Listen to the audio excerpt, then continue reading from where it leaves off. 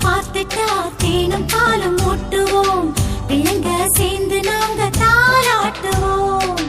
கற்பூரம் காட்டுவோம், பூவால போட்டுவோம், தங்கத்துல செஞ்சு வச்சு தேர்